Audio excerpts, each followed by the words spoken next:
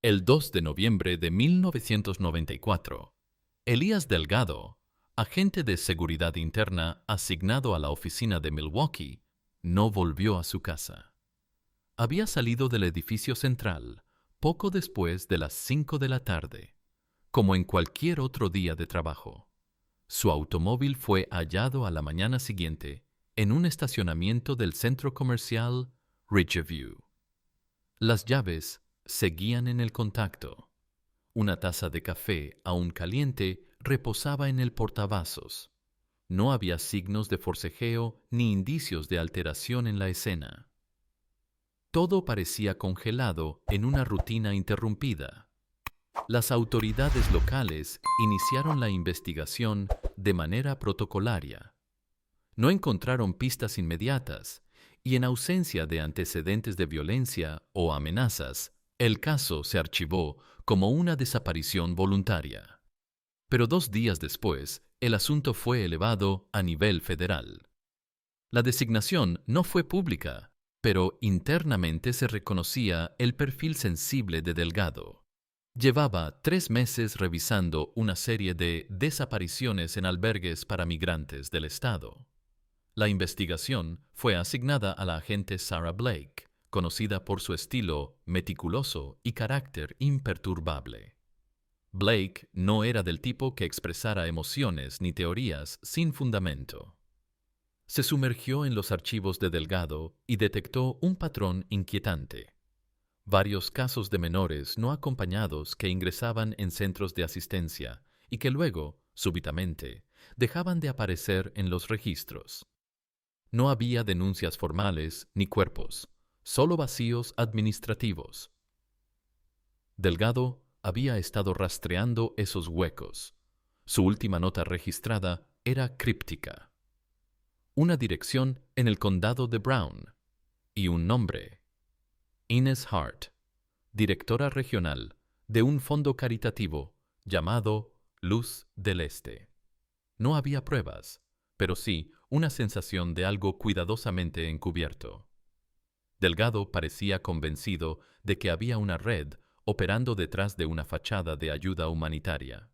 Pasaron 4 años sin avances. El expediente fue desplazado de escritorio en escritorio, hasta que un hallazgo fortuito lo reactivó. Un hombre sin hogar, Oliver Stroud, merodeaba por un almacén abandonado en Green Bay cuando encontró una entrada bloqueada. Dentro del sótano oculto, entre restos carbonizados y basura plástica, halló un identificador parcialmente derretido. Llevaba el nombre de Elías Delgado. Había también fragmentos de esposas plásticas y lo que parecía ser un archivo de papel quemado. La policía local respondió con escepticismo, pero el hallazgo llegó al escritorio de Blake, que nunca había cerrado el caso del todo. El almacén estaba registrado a nombre de una compañía intermediaria, con vínculos indirectos a un desarrollador inmobiliario conocido, David Schmidt. Blake solicitó acceso al sitio y comenzó a reconstruir la escena. Las piezas encajaban lentamente, pero con firmeza. Esta vez sabía que la ventana era estrecha. Si no actuaba rápido, las pistas desaparecerían como antes. Desde el momento en que volvió a mirar la foto de Delgado en su informe original, supo que no se trataba de una desaparición cualquiera. Era una advertencia silenciosa. Y ahora, con ese pedazo de metal fundido en la mano, entendió que alguien había querido borrar su historia. No lo lograron del todo. La pregunta no era quién lo hizo desaparecer. La pregunta real era, ¿a quién intentaba detener antes de que lo silenciaran? El almacén localizado en Crane Road, al sur del perímetro industrial de Green Bay, había sido registrado como propiedad inactiva desde hacía casi una década. Un bloque de hormigón envejecido entre estructuras semiabandonadas, sin letreros, sin ventanas visibles, y con un acceso principal sellado por una valla corroída y candados oxidados que no parecían haber sido tocados en años. Pero lo que llamó la atención de la agente Blake no fue el exterior decadente, sino la forma en que la entrada lateral había sido recientemente forzada y luego cuidadosamente cubierta con una lámina de metal, como si alguien hubiese querido entrar, pero también evitar que otros lo notaran. Una contradicción que definía la lógica de muchas estructuras abandonadas asociadas a operativas clandestinas. Acompañada por el oficial Ryan Mosley, quien había sido asignado como enlace local, Blake descendió por un pasillo húmedo y estrecho, apenas iluminado por la luz tenue de una linterna táctica, hasta encontrar, detrás de un estante metálico volcado, una abertura sellada con ladrillos nuevos, claramente añadidos años después del diseño original, lo que sugería un esfuerzo deliberado por ocultar algo más allá de un simple espacio de almacenamiento. Tras solicitar la apertura oficial del lugar, los peritos descubrieron un subsótano de proporciones pequeñas, sin mobiliario, con el techo bajo y un olor penetrante a humedad, donde lo único visible eran manchas oscuras sobre el concreto. Restos de lo que parecía haber sido plástico fundido, adherido a las paredes y pequeñas marcas en la pintura, que sugerían un intento de borrar inscripciones o símbolos con disolvente industrial. En el suelo, dispersos entre cenizas y residuos, se hallaron papeles parcialmente quemados, trozos de cinta adhesiva industrial y, lo más inquietante, una pieza calcinada de una identificación de agente federal con el nombre casi ilegible, aunque un fragmento metálico del borde aún contenía el relieve inconfundible de seguridad interna. Y esa coincidencia fue suficiente para activar una nueva orden judicial.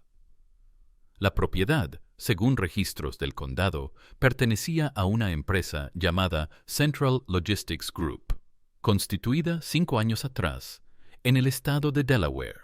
sin oficinas físicas, sin número de teléfono y con una dirección principal listada como un apartado postal en Madison,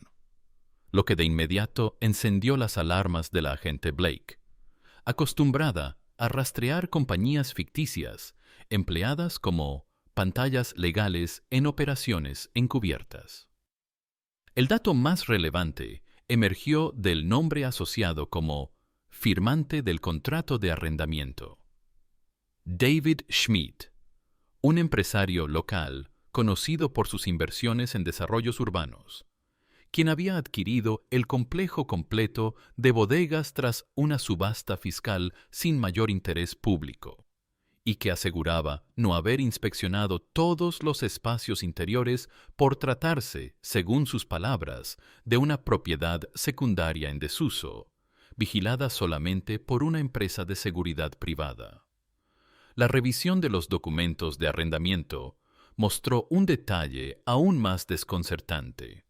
El contrato firmado por la firma intermediaria nunca fue rescindido oficialmente, a pesar de que, según Schmidt, el espacio había quedado vacío hace más de 2 años,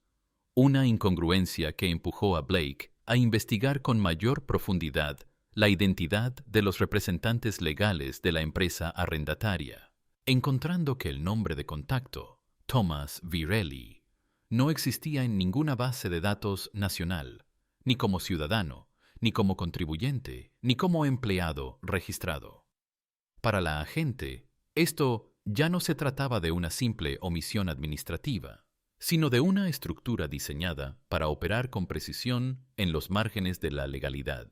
donde cada rastro era difuso, cada dato conducía al vacío, y cada nueva pista reforzaba la intuición de que Delgado había descubierto algo que no debía. Oliver Stroud, hombre sin domicilio fijo y rostro marcado por años de abandono social, fue entrevistado por la agente Blake tras confirmarse que él había descubierto el acceso sellado al sótano de Green Bay, y lo que inicialmente se consideró una coincidencia marginal se transformó rápidamente en un testimonio clave cuando Stroud relató con detalle preciso una secuencia de eventos nocturnos que venía observando desde hacía varios meses, siempre entre las 3 y 5 de la madrugada, cuando un vehículo de carga, generalmente sin luces activas, ingresaba por un acceso lateral del predio y permanecía estacionado por breves intervalos mientras varias figuras descendían del compartimiento trasero,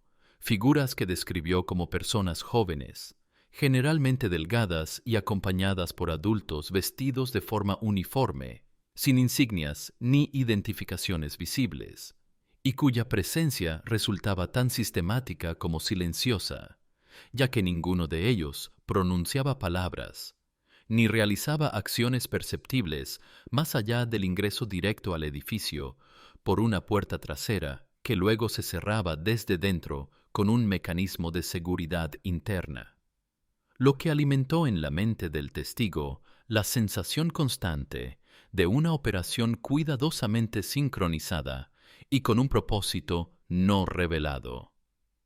Oliver explicó que su punto de observación se encontraba en un campamento improvisado a unos 100 metros, entre arbustos y escombros, lo que le permitía ver sin ser detectado, y aunque durante meses había mantenido distancia por instinto de supervivencia, una noche reciente escuchó el crujido de un candado roto y al detectar la ausencia del vehículo habitual, se atrevió a ingresar, encontrando el espacio semioculto donde más tarde los forenses localizarían los restos de documentos y el fragmento de la identificación de Delgado. Su versión fue cotejada con mapas de cámaras de seguridad en gasolineras cercanas y depósitos de tránsito, y en al menos 3 ocasiones. Un camión con las características descritas, incluyendo un distintivo poco visible con las palabras Next Trans Freight en un costado, fue registrado circulando por la zona, siempre entre los miércoles y viernes de madrugada, siguiendo una ruta errática pero recurrente entre Milwaukee, Oshkosh y Green Bay. Cuando se intentó localizar a la empresa, el número de registro correspondía a una entidad inactiva con sede en Delaware, sin historial tributario, sin presencia en directorios comerciales y sin empleados conocidos, lo que reforzaba la hipótesis de una fachada logística para actividades no registradas. A medida que Blake analizaba los detalles del testimonio, notó que los rasgos descritos por Oliver coincidían con informes internos redactados por Delgado semanas antes de su desaparición,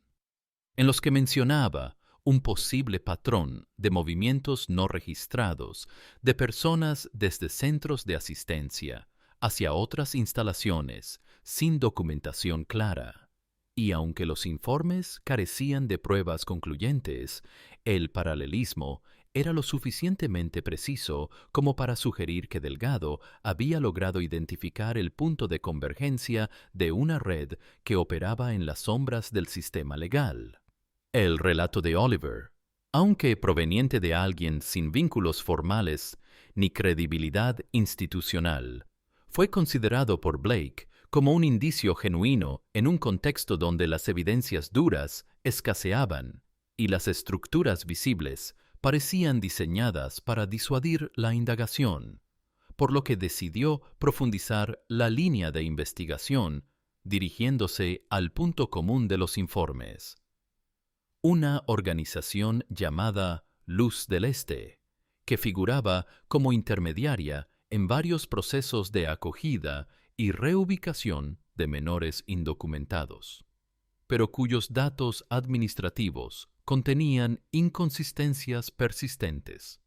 incluyendo direcciones sin validación física y responsables de área con identidades dudosas, entre ellos el nombre que Delgado había anotado en su última bitácora. Inez Hart, la sede del Fondo Luz del Este en las afueras del condado de Dane, presentaba una imagen cuidadosamente construida de orden y compromiso social, con jardines mantenidos, carteles institucionales sobre derechos humanos en varias lenguas y un flujo constante de voluntarios jóvenes que vestían camisetas con frases optimistas, pero para la agente Blake, ese despliegue de normalidad resultaba sospechosamente impecable. como si cada detalle hubiese sido diseñado para neutralizar cualquier signo de duda o revisión externa. Y por ello, decidió presentarse sin previo aviso, limitando los protocolos para observar reacciones sin distorsión, lo que produjo una tensión inmediata perceptible en los empleados, quienes consultaban discretamente con superiores sin saber cómo proceder, hasta que apareció Ines Hart, la directora local, mujer de mediana edad, de expresión firme y tono calculadamente neutral, quien solicitó documentación judicial antes de permitir el ingreso a espacios internos, lo que postergó cualquier inspección formal, aunque permitió a Blake recorrer el vestíbulo y las áreas comunes, donde el ambiente era marcadamente silencioso y los menores presentes evitaban el contacto visual, caminaban en fila o permanecían inmóviles frente a televisores encendidos sin sonido, proyectando una imagen de orden que ocultaba una contención emocional densa.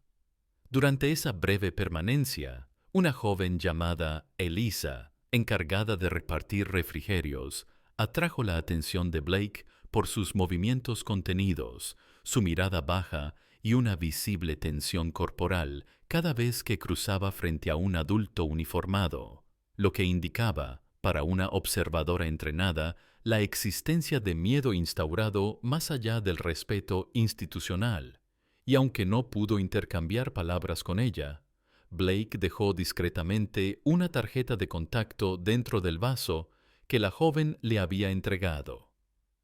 Al día siguiente, se registró una llamada desde una línea escolar que no figuraba en la base de datos habitual, con voz temblorosa y pausada, suficiente para que Blake entendiera que era Eliza y que deseaba encontrarse en privado. En ese encuentro, llevado a cabo en una biblioteca pública a 10 kilómetros del centro, Elisa explicó que ciertos internos eran trasladados en la noche por personal no identificado, sin notificación oficial, sin registros oficiales ni despedidas formales, bajo la excusa de reubicación familiar, aunque muchas veces sus pertenencias permanecían en las habitaciones durante semanas, sin que nadie las reclamara, lo que generaba entre los internos una sensación de inminencia que no podía nombrarse, pero que todos compartían en silencio. Elisa describió un caso reciente, un adolescente llamado Julián, que fue trasladado una noche de viernes tras una reunión a puertas cerradas, y cuya cama seguía tendida con su mochila a los pies, como si aún fuese a regresar, aunque nadie volvió a mencionarlo, ni el personal ni los compañeros. Lo más inquietante para Blake fue escuchar que la noche en que Julián fue sacado, Eliza vio desde la ventana el mismo camión con el logotipo de Next Trans Freight que había sido registrado en Green Bay, lo que confirmaba que el vínculo logístico se extendía más allá de un solo lugar y que el patrón de movimientos encubiertos no era incidental. La joven, visiblemente alterada, accedió a colaborar en calidad de testigo protegido, pero la agente comprendía que la fragilidad de esa decisión pendía de un hilo y que cualquier error táctico podía provocar no solo el cierre del acceso, sino también la desaparición de la única voz interna dispuesta a romper el silencio. 3 días después de la conversación con Elisa, su nombre fue eliminado del sistema interno del refugio y su habitación aparecía asignada a otra persona, sin que se hubiera anunciado públicamente su salida, lo que llevó a la agente Blake a presentarse nuevamente en las instalaciones, donde se le informó, con una cortesía fría, que la joven había sido finalmente adoptada por una familia del estado de Minnesota, aunque no se ofrecieron nombres ni se permitió verificar documentos, bajo el argumento de confidencialidad de los procesos de tutela. Y para entonces, las cámaras de vigilancia del perímetro, que días antes registraban con claridad la actividad vehicular y peatonal, presentaban un fallo técnico documentado que impedía recuperar cualquier imagen correspondiente al intervalo en que la menor habría sido retirada del lugar. Blake presentó una solicitud oficial de información ante la Oficina de Servicios Sociales del Estado, pero la respuesta fue evasiva, citando la inexistencia de indicios delictivos y descartando cualquier intervención inmediata, lo que obligó a la agente a operar por vía informal, junto al oficial Ryan Mosley, quien había comenzado a involucrarse más allá de sus obligaciones, movido por una creciente inquietud personal frente a la opacidad institucional que rodeaba el caso. Durante 5 días, alternaron turnos de vigilancia pasiva hasta lograr identificar uno de los vehículos similares al descrito por Elisa, que circulaba a baja velocidad cerca de las instalaciones del refugio y que finalmente fue seguido hasta una edificación pública en proceso de remodelación en Fond du Lac, un antiguo centro comunitario clausurado por reformas estructurales desde hacía más de un año, que, sin embargo, contaba con suministro eléctrico activo, vigilancia nocturna y una zona de carga habilitada en su parte trasera, sin marcas visibles ni identificación operativa. Esa misma noche, en ausencia de patrullas cercanas y sin esperar una orden judicial, Blake y Mosley accedieron por un cerco mal cerrado y atravesaron el perímetro lateral hasta ingresar por una de las puertas de mantenimiento, donde descubrieron un pasillo semi-iluminado que conectaba con una sala interior equipada con cámaras de seguridad activas y un sistema de almacenamiento digital que, tras una revisión superficial, contenía archivos recientes etiquetados por fecha y hora. Recuperaron el disco principal y lo analizaron esa misma madrugada en una estación no oficial, donde observaron en una grabación de 4 días antes a un grupo de adolescentes ingresando al recinto en fila, guiados por adultos uniformados, cuya complexión coincidía con las descripciones dadas por Oliver, todos accediendo por una entrada secundaria sin registros de ingreso en el sistema civil, lo que confirmaba una operación paralela y no documentada. Entre los adolescentes, en un fotograma claro aunque breve, aparecía Elisa con la misma sudadera blanca que llevaba durante la reunión con Blake, lo que eliminaba cualquier duda sobre su supuesta adopción y consolidaba el vínculo entre los traslados nocturnos, los vehículos logísticos y los inmuebles aparentemente abandonados. La agente compiló el material y lo envió al Departamento de Supervisión Federal, pero no obtuvo respuesta en las 48 horas siguientes. En cambio, recibió una notificación interna de su suspensión temporal por procedimientos irregulares y acceso no autorizado a propiedad pública, lo que dejó en evidencia la fragilidad del respaldo institucional y la profundidad de los intereses que se resistían a la exposición. Blake comprendió que, a partir de ese momento, cada paso que diera sería observado y posiblemente bloqueado, y que la investigación se había convertido en un asunto personal, sostenido únicamente por la voluntad de 2 personas dispuestas a cruzar una línea sin retorno. A comienzos de septiembre de 1999, un grupo de trabajadores que realizaba tareas de demolición en un antiguo complejo industrial de Manitowoc descubrió, durante la retirada de planchas metálicas en la parte superior de una estructura ventilada, un cuerpo en avanzado estado de deterioro oculto dentro del sistema de extracción de aire,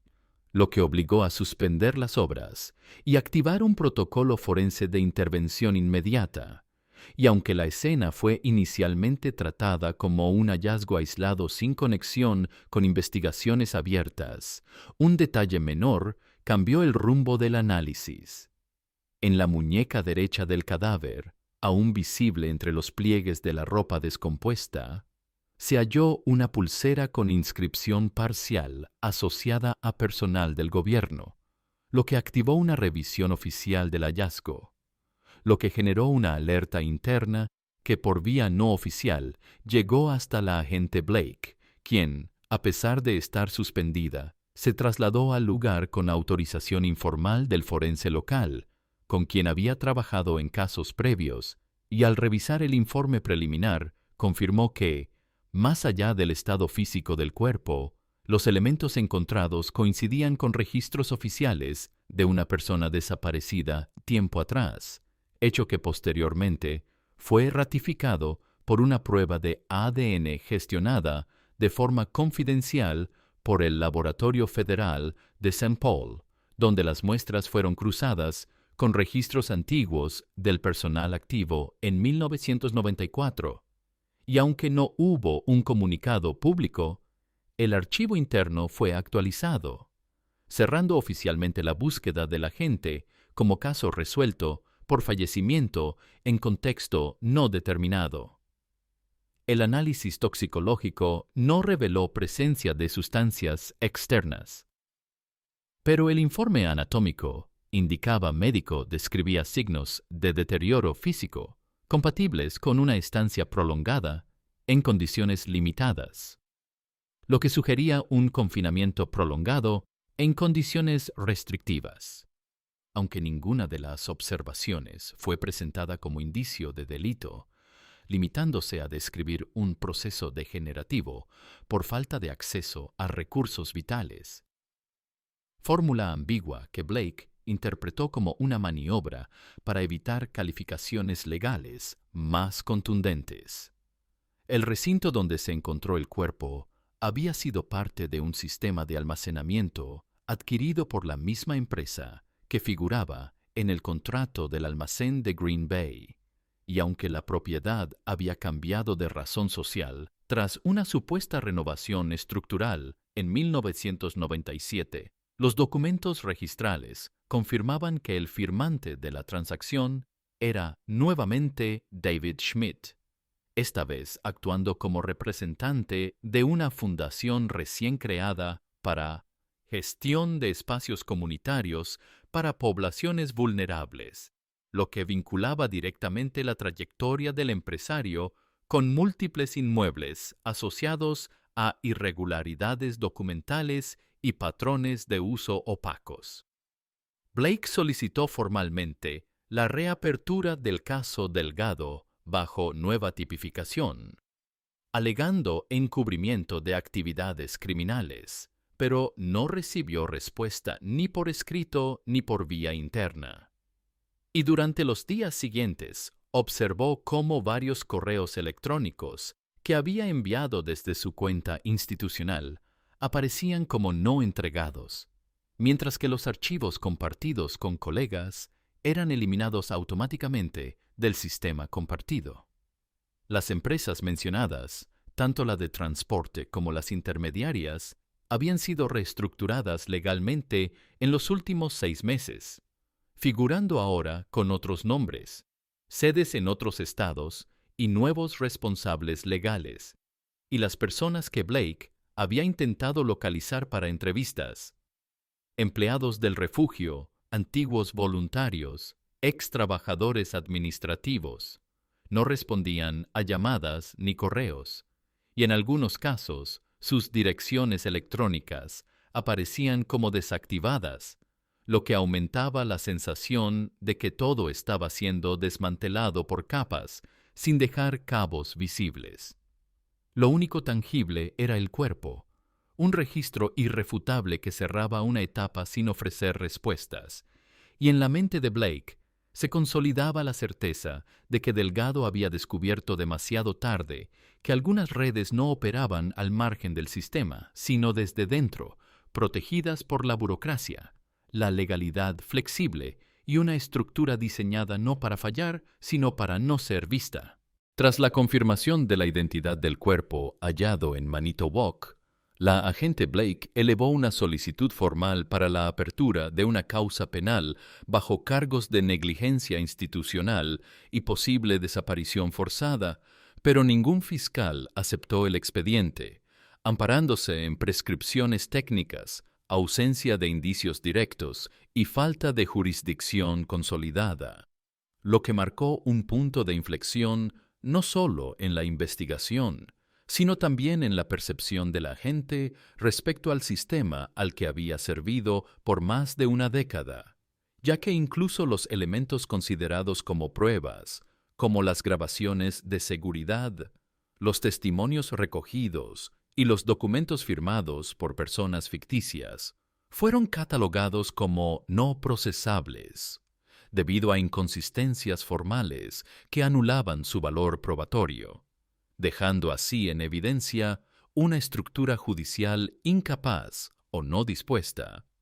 a intervenir cuando los implicados eran actores institucionales encubiertos por capas de legalidad ambigua. David Schmidt ofreció una entrevista exclusiva en un canal regional en la que se declaró víctima de una campaña de desprestigio, asegurando haber colaborado siempre con las autoridades y describiendo la situación como una malinterpretación mediática alimentada por teorías conspirativas sin fundamento, mientras que Ines Hart, por su parte, brindó una declaración pública en la que denunció un hostigamiento sistemático contra trabajadores sociales que, según sus palabras, arriesgaban sus vidas por brindar contención a sectores vulnerables. Posicionándose como defensora de un modelo de intervención criticado por su opacidad, pero protegido por discursos institucionales y una red de aliados políticos locales. Paralelamente, la agente Blake comenzó a notar señales de vigilancia no oficial, llamadas que se cortaban al responder, vehículos estacionados frente a su casa durante horas, movimientos no registrados en su correo electrónico y alteraciones en su equipo informático que demostraban accesos no autorizados, lo que fue confirmado cuando uno de los periodistas a quienes había compartido parte del material le informó que sus fuentes se estaban retirando por temor y que uno de los técnicos de sonido del canal había dejado de presentarse a trabajar tras recibir advertencias anónimas. La sensación de cerco fue aumentando a medida que los contactos clave desaparecían, y varios de los que habían mostrado disposición a declarar se retractaron repentinamente o cambiaron de número, mientras que el refugio de Dane County fue clausurado de manera oficial por reordenamiento estructural, y en su lugar comenzó la construcción de un nuevo centro con distinto nombre, pero con el mismo personal, el mismo proveedor logístico y el mismo logotipo estilizado, aunque ligeramente modificado, lo que evidenciaba una continuidad operativa disfrazada de renovación. Blake entendió entonces que la operación nunca había cesado, sino que se había adaptado, desplazando su epicentro sin alterar su dinámica, protegida por un discurso de asistencia social que funcionaba como escudo simbólico y por una red administrativa diseñada para evitar cualquier forma de trazabilidad real. Los documentos que había recopilado comenzaron a ser eliminados de las bases oficiales, y los accesos que antes tenía como agente federal fueron revocados sin notificación formal, dejando su investigación confinada a copias físicas y respaldos no institucionales, lo que marcó el inicio de una etapa donde su margen de acción se redujo a lo personal y su labor pasó de ser un deber profesional a una decisión solitaria sostenida únicamente por la certeza de que aún quedaban verdades no contadas que alguien debía conservar. Consciente de que los canales institucionales estaban definitivamente cerrados y de que sus movimientos eran monitoreados con una precisión inquietante, la agente Blake decidió consolidar toda la documentación recolectada, copias de los archivos de video, capturas de pantallas, informes médicos, fotografías de lugares vinculados, notas manuscritas de testigos y declaraciones preliminares, en un único dossier físico que envió bajo protección legal a una organización europea dedicada a la investigación de redes de corrupción transnacional, donde aún quedaban estructuras no contaminadas por las dinámicas que ella enfrentaba dentro del país. Y apenas un mes después, Una prestigiosa revista con sede en Bruselas publicó un extenso artículo de investigación que detallaba el entramado de fundaciones, empresas de fachada y procesos administrativos que, según el informe, existían rutas administrativas que podían facilitar el traslado de menores sin acompañantes a diferentes locaciones sin trazabilidad clara.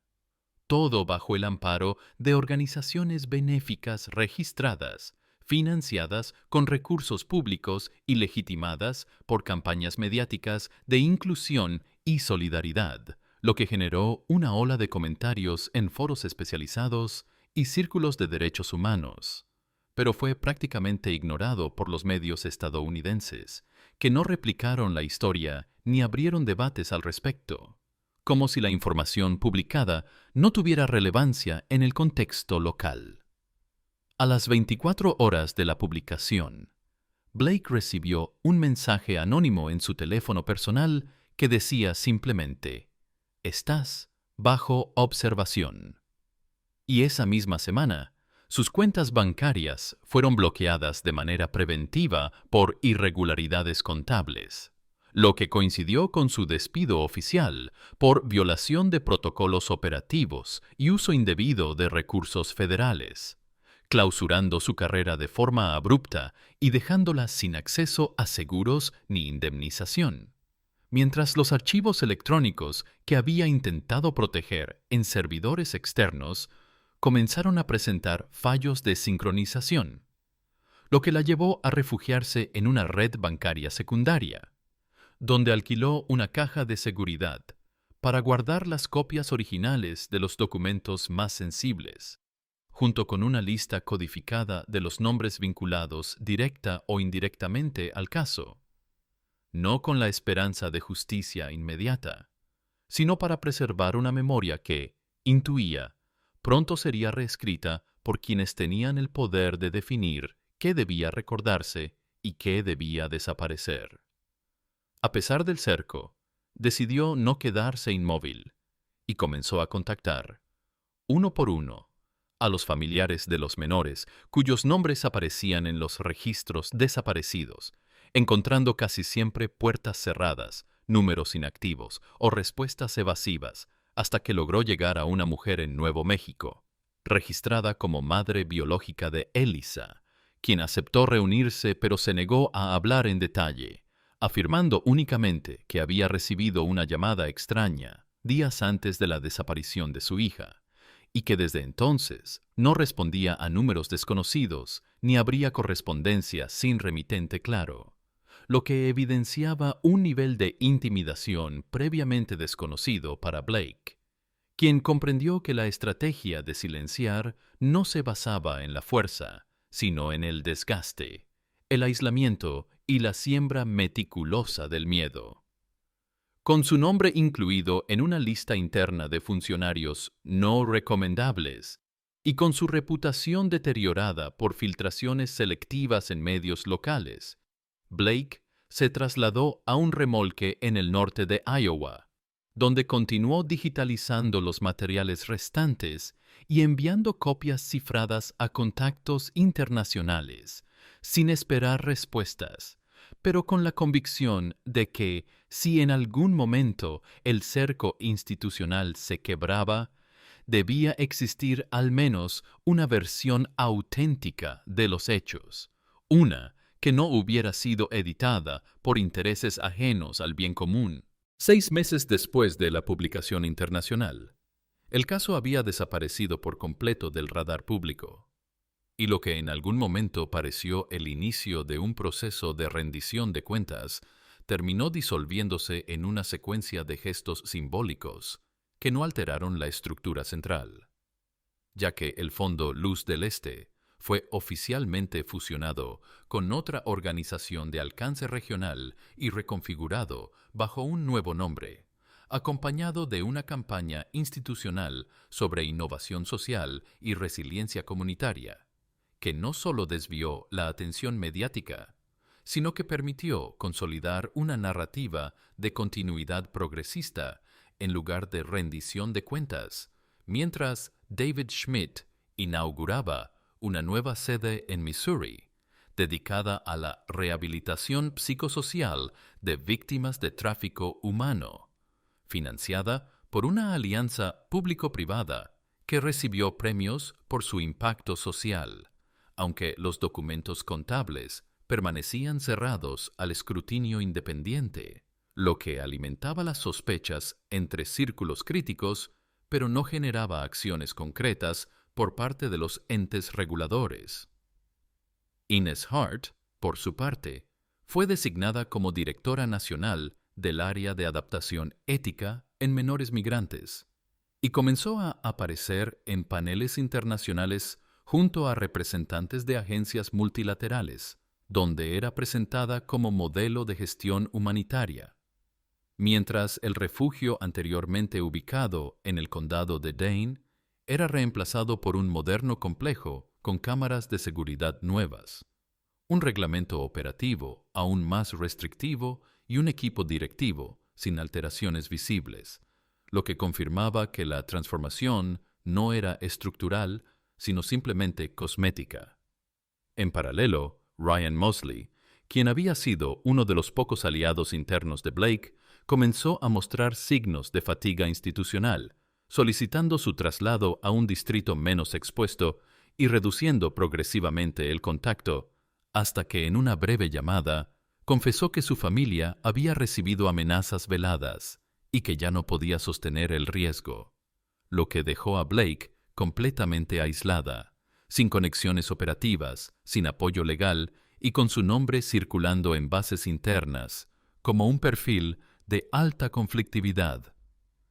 etiqueta que impedía cualquier intento de reinserción profesional.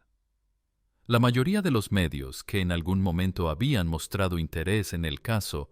archivaron las notas previas o las editaron para eliminar referencias específicas, y las copias del expediente filtradas en foros digitales eran eliminadas sistemáticamente por infracción de políticas, lo que redujo el alcance del material a unos pocos respaldos físicos distribuidos entre contactos personales, todos bajo riesgo constante de desaparición.